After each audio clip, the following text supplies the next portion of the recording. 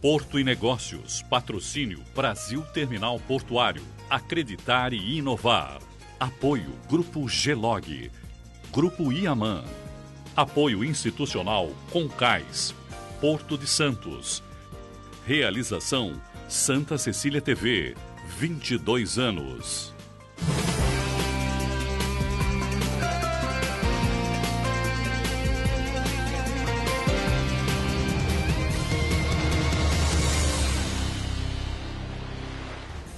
Olá, está no ar Porto e Negócios, o nosso espaço semanal para que possamos debater assuntos importantes em relação aos portos internacionais, portos do Brasil e principalmente em relação ao Porto de Santos. Esta semana recebo aqui nos estúdios da Santa Cecília TV o economista Hamilton Marques. Hamilton, obrigado pela tua presença, é um enorme prazer te ter aqui.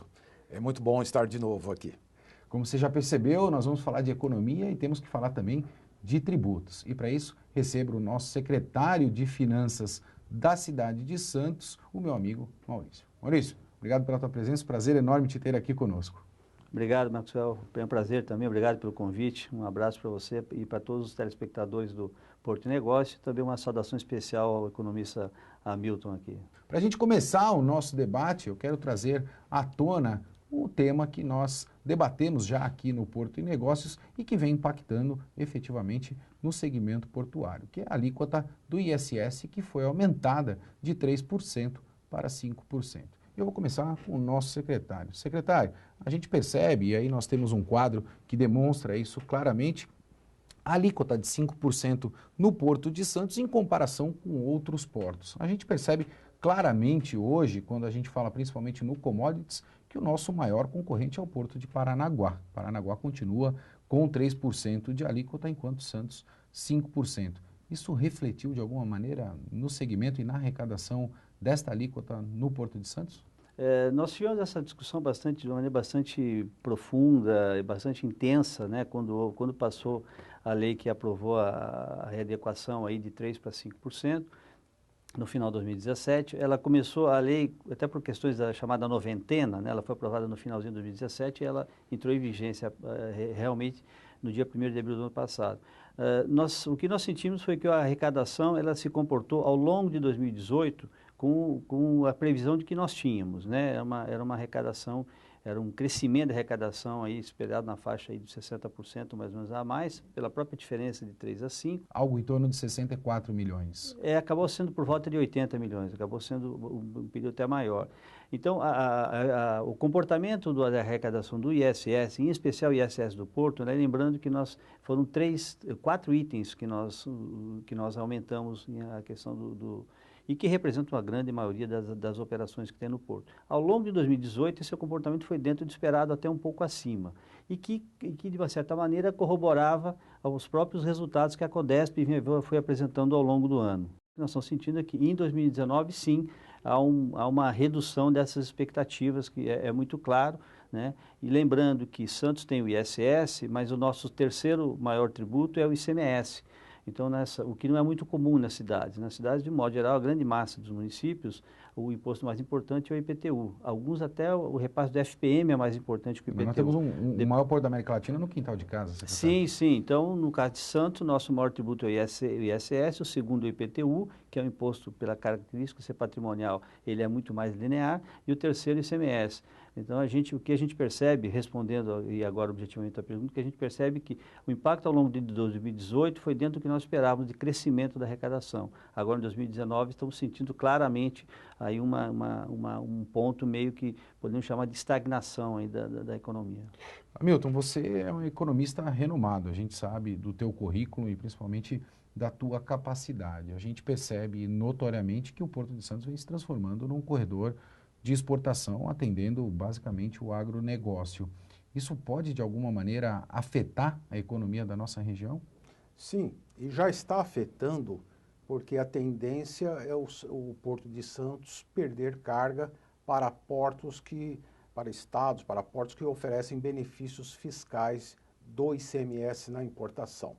Então, nós temos 2 tipos de procedimentos altamente danosos à economia de São Paulo e principalmente de Santos, que é a pseudo-importação por uma filial inoperante em outro estado. Pela legislação do outro estado, o desembarque da carga tem que ser feito naquele estado.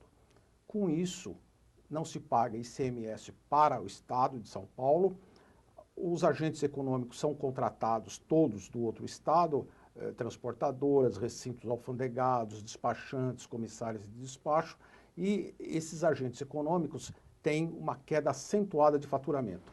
Com essa queda que se verifica há muitos anos, logicamente o ISS também tende a cair. Como eu acho que tem caído mesmo, né? E, por outro lado, as empresas caminham para o estado de insolvência. Hoje nós temos uma cidade que tem mais placa de aluga-se do que muitas outras. Do que oportunidades, efetivamente. Secretário, eu queria fazer essa pergunta para os dois, até depois estender isso para o nosso economista, para o Hamilton. Por nós sermos o estado mais industrializado do país, será que nós não teríamos de fomentar a industrialização na nossa região para que a gente pudesse ter um volume maior de arrecadação e contribuir também com o processo logístico no Porto de Santos, secretário? Primeiro que eu acho importante, assim, só para... Eu queria ter dito isso no início, da importância que se tem para a Prefeitura a questão do Porto de Santos. Sem dúvida. É óbvio, e há uma discussão que se coloca muitas vezes na cidade, né? A questão da importância do Porto, mas sem dúvida a nossa maior atividade econômica é o Porto. Isso é muito claro, né? E eu tenho, a partir desde o ano passado, eu tenho, aproveitar para colocar isso, eu tenho recebido as empresas do Porto, né? Tenho conversado, assim...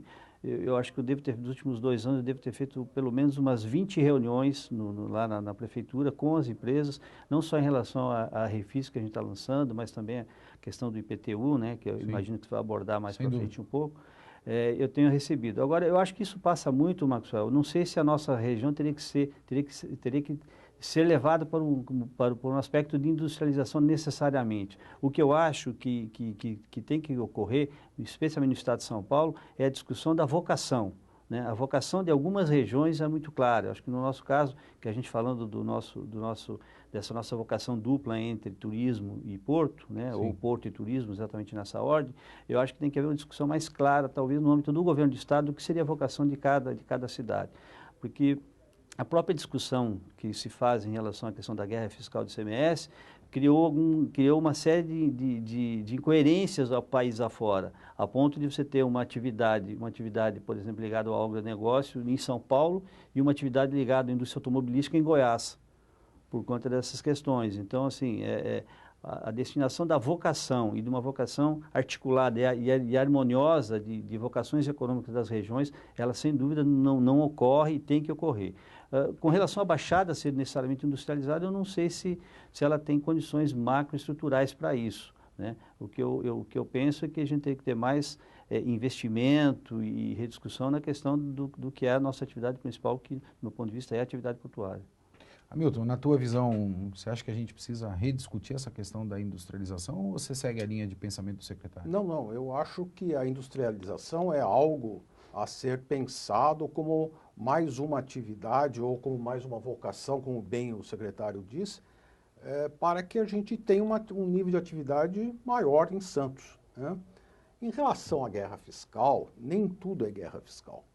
O que existe muitas vezes são particulares que aproveitam a interpretação da lei para abrir uma filial no outro estado, uma filial que não tem funcionário, uma filial que não recebe absolutamente nada, e aí fazem a importação por essa filial, prejudicando, e aí com isso, na importação por conta e ordem, o adquirente passa a ser uma filial que não existe e paga-se o ICMS da importação para o outro estado.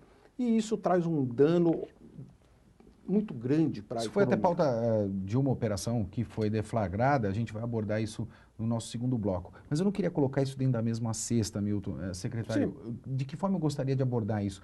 Porque hoje, necessariamente, a gente tem 2 aspectos aí. Você tem, evidentemente, as pessoas que agem de má fé, e aí a gente vai abordar isso no segundo bloco, vai debater este ponto, mas necessariamente hoje você tem uma carga tributária muito grande nas costas do empresariado. Rever esta política tributária que nós temos dentro do nosso país não é um caminho, Hamilton? Sim.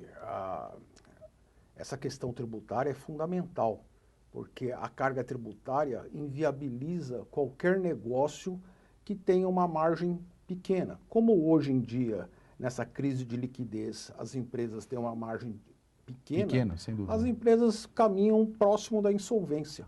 Qualquer problema que a empresa de pequeno, médio porte tenha, ela já não consegue pagar as suas contas. Secretário, o Hamilton abordou essa questão dos impostos e a gente tem aqui, evidentemente, orbitando o Porto de Santos, muitas pequenas, médias empresas prestando serviço. Hoje, como é que está a inadimplência das empresas de um modo geral e qual é o tributo que a gente tem maior inadimplência na nossa cidade, secretário?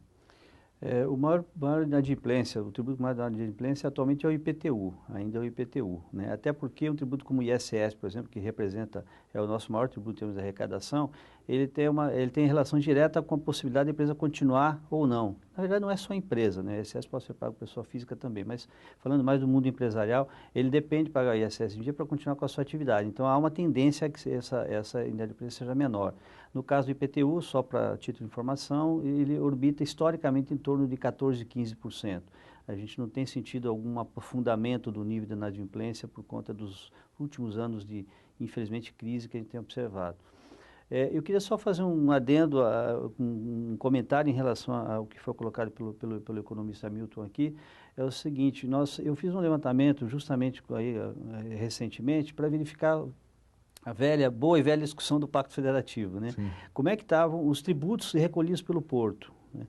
E assim, o nosso levantamento diz o seguinte, do que é pago pelas empresas do Porto, 74% vão para o governo federal, 20% para o governo estadual, fundamentalmente ICMS, e 6%, já considerando com o ISS na faixa de 5%, 6% para o município. E aí fica uma relação muito injusta que os municípios reclamam muito, e Santos não é diferente disso, de uma série de gastos recorrentes que você tem, e é natural que tenha do Porto, não estou reclamando disso, é natural que tenha de infraestrutura, e de uma relação, eu falo que ela é cruelmente inversa, né? Quem mais arrecada que é o governo federal, no fim acaba menos trazendo esse tipo de recurso para cá, né?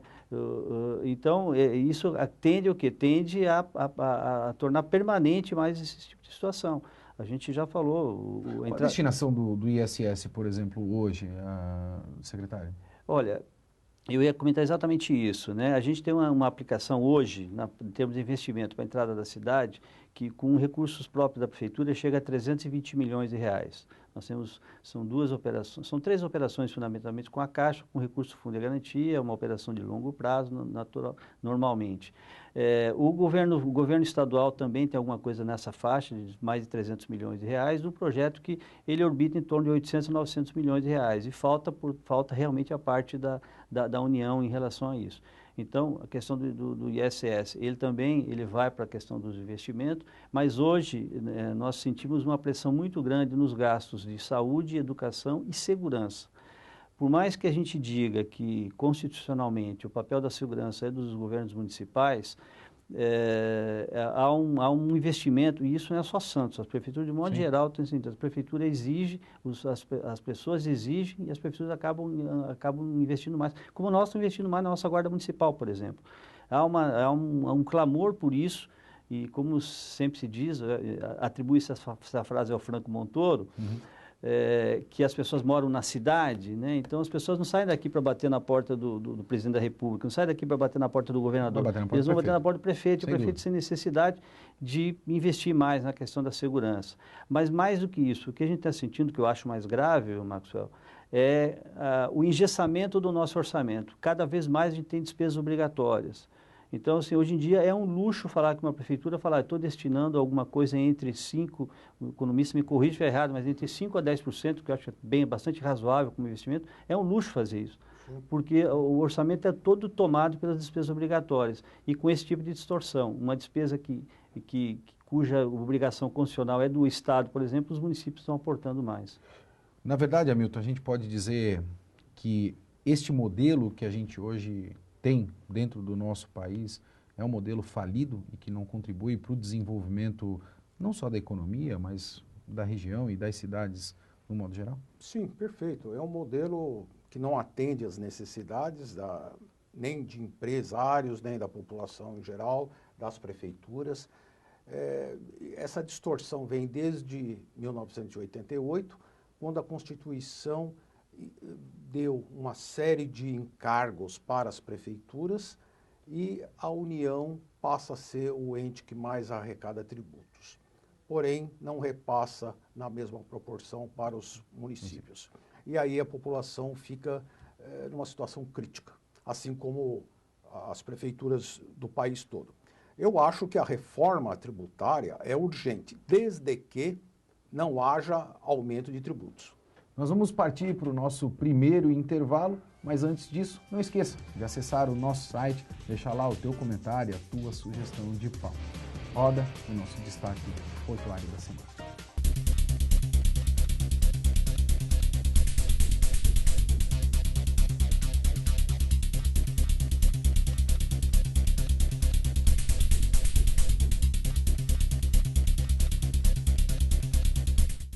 Você sabia que recentemente foi realizada a primeira viagem de longa distância do vagão Double Stack no Brasil? A viagem realizada pela Brado aconteceu no trajeto entre Sumaré, em São Paulo, até o terminal de Rondonópolis, em Mato Grosso. Ao longo dos 1.400 quilômetros que separam as cidades, passarelas e viadutos foram transformados para receber a composição com mais de 6 metros de altura. Atualmente, o transporte ferroviário de contêineres é realizado por vagões single stack, que permitem um carregamento de até 2 TEUs, um ao lado do outro. Já o double stack possibilita o empilhamento de 2 vagões, que por sua vez permite o carregamento de até 4 TEUs, proporcionando um ganho de produtividade de até 40%. Tanto que o crescimento do volume de transporte de contêineres nas ferrovias americanas e canadenses nas últimas décadas está diretamente associado ao vagão double stack e à modernização de terminais intermodais. Essa história começou há muito tempo atrás, quando o empreendedor americano Malcolm McLean teve a ideia do primeiro carro intermodal double stack em 1977. Hoje, 80% dos vagões que operam nestes países são deste tipo. Maior capacidade de movimentação e atendimento de volume trazem lucratividade e melhoras nas operações de logística. Com o sucesso deste projeto no Brasil, o transporte ferroviário ganha mais força para impulsionar a locomotiva do crescimento que tanto nosso país precisa.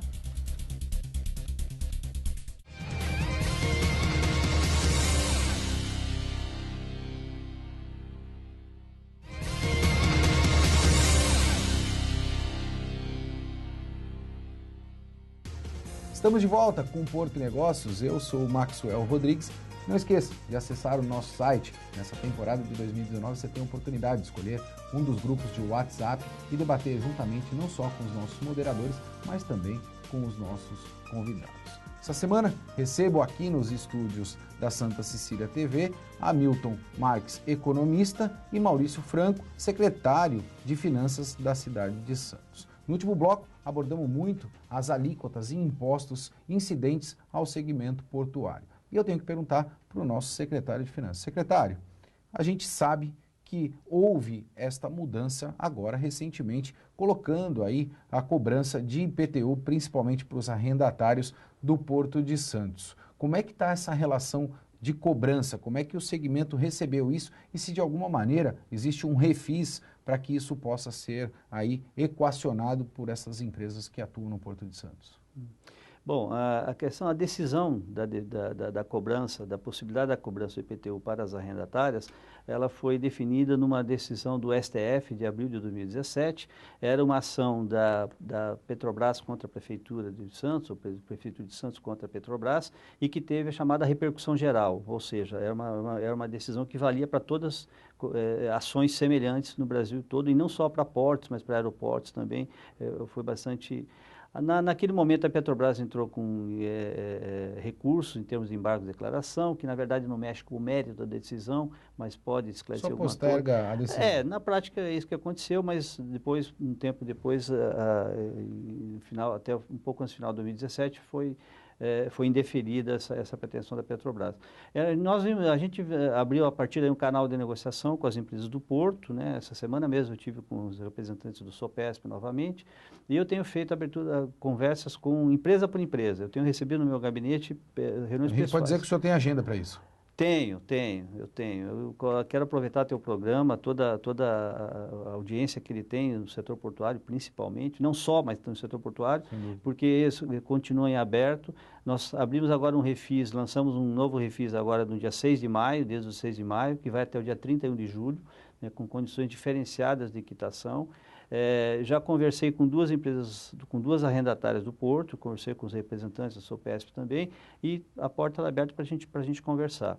Rapidamente, a situação do refis, né? Aqueles pagamentos que forem feitos à vista, eles têm 100% de desconto na multa e 50% de desconto nos juros, né? O juro é sempre a parcela maior da dívida como um todo.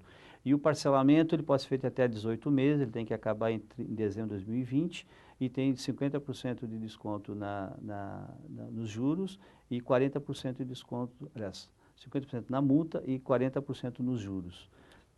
Hamilton, a gente percebe que essa questão do tributo é algo que a gente sempre debate dentro do nosso país. E a gente sabe também que houve uma operação deflagrada em relação a não pagamento destes tributos em relação a alíquotas entre estados, ou seja, a gente vinha falando dessa guerra fiscal também.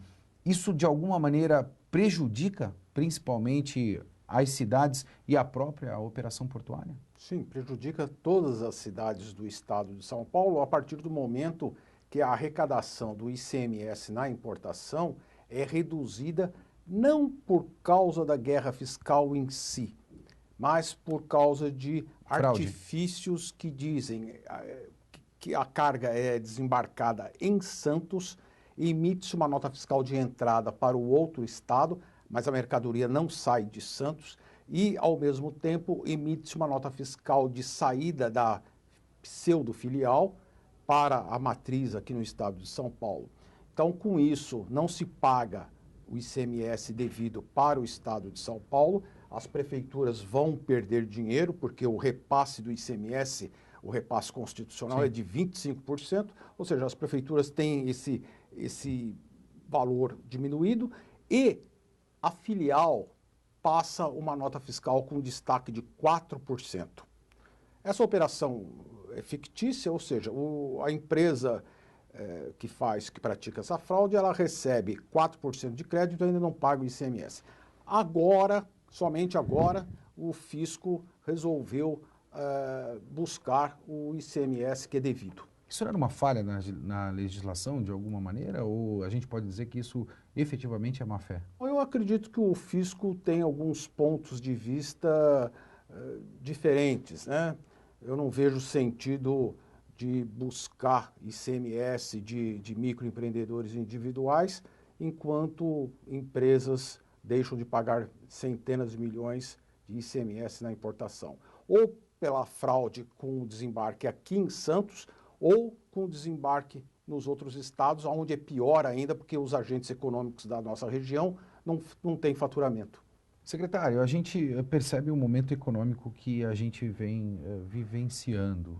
Na tua opinião, e aí, infelizmente a gente está chegando ao final do nosso programa, e depois eu queria a opinião do Hamilton também nesse sentido.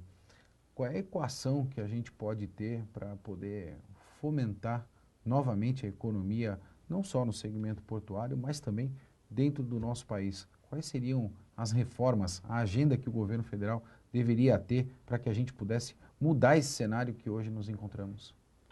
Olha, eu acho que fundamentalmente, se alguém está faltando fazer o dever de casa, é o poder público, né? E, em especial, na questão do governo federal, pela própria, como foi bem observado aqui pelo Hamilton, pela própria distribuição, não só em termos de redistribuição dos tributos, mas por ser um Estado centralizado, né? A Constituição de 88, ela nos trouxe muita coisa boa, mas também explica muitos dos problemas que nós estamos enfrentando atualmente. Eu acho que esse é um ponto da questão da centralização. Então, eu acho que isso é o que está pegando, quer dizer, há coisas que o setor produtivo privado poderia fazer, sem dúvida que há, mas eu acho que foi citada a questão da carga tributária, então a questão, né, vou chover no molhado, a reforma da Previdência é fundamental, a reforma tributária é fundamental, Sim. a reforma tributária é fundamental, e a gente está marcando passo nessa questão dessa reforma, a reforma administrativa, a reforma política, quer dizer, há uma série de reformas, e quando a gente fala em reformas, veja que a gente está sempre falando de alguma coisa que tem que ser necessariamente patrocinada pelo Poder Executivo Central. Sem dúvida. Né? Em Então, virtude da centralização isso é uma que coisa fundamental. Então, acho que tem que ser feito assim. Ou, enfim, daquilo que os economistas chamam de possibilidade do setor produtivo para que o setor produtivo se desenvolva. Né? E que isso nos preocupa duplamente, Maxwell, porque quando a gente pensa e fala em desemprego, né, o que a gente percebe é o seguinte: o desemprego é um dos primeiros em que quando a economia começa a ir mal, é um dos primeiros pontos que se agrava o desemprego e é um dos últimos a se recuperar, Sim. porque ele está na outra ponta. Então, quando a gente fala assim, olha, ainda não foram criadas condições favoráveis para retomar o crescimento, e não foram, infelizmente, nesses 5 anos de governo ainda não foram, a gente tem que pensar também o seguinte: melhorando a economia de cara, nós somos uma indústria, por exemplo, que tem uma capacidade ociosa enorme. Então, mesmo que melhore esse clima todo do investimento, não vai ter retomada dos empregos. Por quê? Porque é uma capacidade ociosa. Sem dúvida. Quem vai investir, o empresário, ele fica receoso. Então, o que eu acho, respondendo a tua pergunta, ou concluindo a resposta, é que da parte, em especial do governo federal, é que tem que vir as ações mais concretas para viabilizar a retomada do crescimento. Hamilton, vou deixar essa última pergunta e torná-la mais difícil para você me utilizar de toda a experiência que você tem também. O secretário pontuou, eu acho que com bastante excelência esta questão, mas eu quero agravar um pouco a minha pergunta, ou piorar um pouco a minha pergunta, se o secretário me permitir também.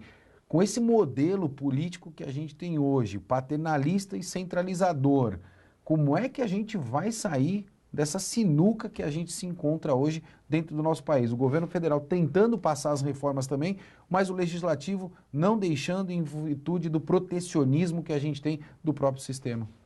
Excelente pergunta. Eu vejo que a sociedade civil tem que pressionar, como já começou, sem dúvida, pressionar o Congresso. Ou seja, eles estão lá para trabalhar a favor do país e não para si.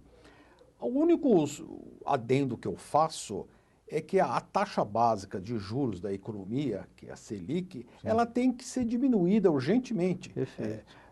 No mundo todo, em todos os países do mundo, a partir do momento que existe uma percepção de recessão, como é o nosso caso, a taxa básica da economia é reduzida. Aqui não. Aqui se fala em reforma, que a reforma não vai ser a solução mágica de todos os problemas, como o Maurício bem colocou. Até porque se falta crédito no mercado e falta dinheiro no mercado, você não tem possibilidade de investimento. Se é verdade que sem a reforma da Previdência o caos existirá, também é verdade que sem emprego o país vai afundar. Mas para que isso ocorra, a taxa básica de juros tem que ser reduzida e o governo terá que vender parte das reservas cambiais para investir em infraestrutura e no programa Minha Casa Minha Vida, para que todos os setores da economia comecem a reacender, a reagir. Felizmente a gente chegou ao final do nosso programa, mas antes disso quero agradecer ao secretário. Secretário, muito obrigado por ter disponibilizado a tua agenda, por estar aqui juntamente conosco no Porto e Negócios. É de suma importância que a gente leve principalmente toda a agenda da nossa municipalidade para com o nosso segmento portuário. Obrigado a você mais uma vez pelo convite, um prazer estar aqui. Quando me chamar eu venho novamente, eu acho que é a obrigação que nós temos, mas mais do que obrigação é um prazer estar aqui debatendo em alto nível aqui, tanto com você, Marcelo, como o nosso querido professor Hamilton.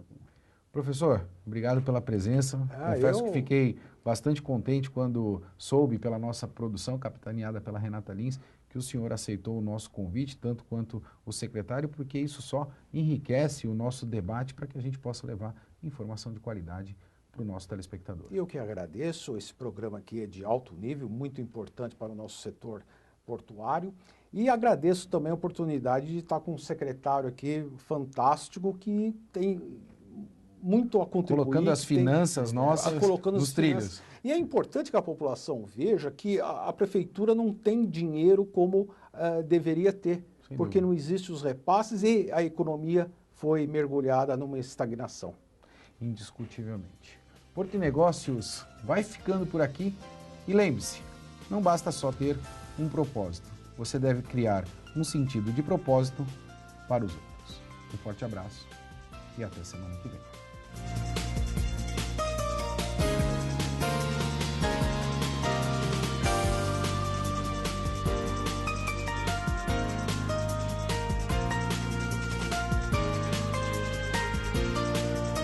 Porto e Negócios, patrocínio Brasil Terminal Portuário, acreditar e inovar. Apoio Grupo Gelog, Grupo Iaman. Apoio institucional Concais, Porto de Santos.